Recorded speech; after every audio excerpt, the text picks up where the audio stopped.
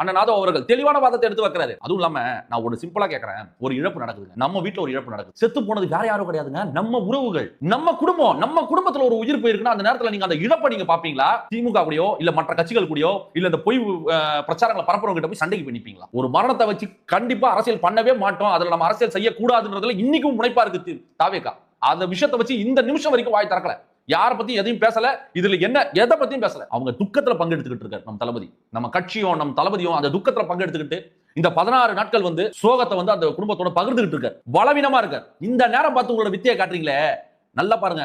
உண்மையான ஒரு விஷயம் சொல்றாங்க, எனக்கு என்னன்னா இவங்க எவ்வளவு பொய் பிரச்சாரங்களை பரப்புனாங்க. இவங்க பின் அரசியல், பினநாயகன், அதாவது இந்த லைட் ஆஃப் பண்ணி ஆன் பண்ற ஒரு வீடியோ வந்து வேற ஒரு ஊர்ல திருச்சியிலயோ பெரம்பலூர்லயோ எடுத்த ஒரு வீடியோ அது. அதை வந்து கரூர் கூட சிங்க் பண்ணி என்னென்ன இருக்கோ எல்லா மூலைகளிலும் ஒரு பாயிண்ட் ஒரு இன்ச் கூட மிஸ் பண்ண கூடாது, எல்லா தரப்புலயும் விஜய் தாங்க காரணம், இதுக்கு விஜய் தாங்க காரணம், இவரு தாங்க பொறுப்புன்னு இந்த 10 நாட்களாக இவங்க வச்சு செஞ்ச ஒவ்வொரு வேலைக்கும் பதிலடி மௌனம். அமைதி எவ்வளவு பெரிய மிகப்பெரிய ஆயுதன்றதை வந்து இன்னைக்கு தளபதி அவர்கள் வந்து ப்ரூவ் பண்ணி காட்டியிருக்காரு.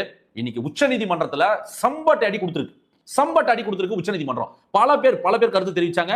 இந்த நேரத்துல வந்து எல்லாருக்கும் நான் நன்றி சொல்லி விருப்பப்படுறேன். என்னன்னா தளபதிக்கு ஆதரவா பேசின கட்சி தலைவர்கள், இயக்கங்கள், தனி மனிதர்கள், பத்திரிகையாளர்கள் சொல்லி தளபதி பக்கம் இருக்கத்தே நியாயத்தையும், அதாவது அவ்வளவு அடக்குமுறைகள் ஏதாச்சும் ஒன்று பேசிட்டாலே கைது பண்ண நடவடிக்கை நடக்கக்கூடிய இந்த சூழலையும் அதை எதிர்த்து கருத்து வேறுபாடுகள், கொள்கை வேறுபாடுகள் இருக்கக்கூடிய பல பேர் வந்து நம் தளபதிக்கு ஆதரவா பேசியிருக்காங்க. அவங்களுக்கு வந்து என் தனிப்பட்ட முறையில் நான் என்னோட நன்றிகளை தெரிவிச்சுக்கிறேன். ஏன்னா அப்படி ஒரு வியூ இருக்கு. நீங்க ஒட்டுமொத்தமா வந்து விஜய் தான் காரணம்ன்றதை நீங்க சொல்லிட முடியாது.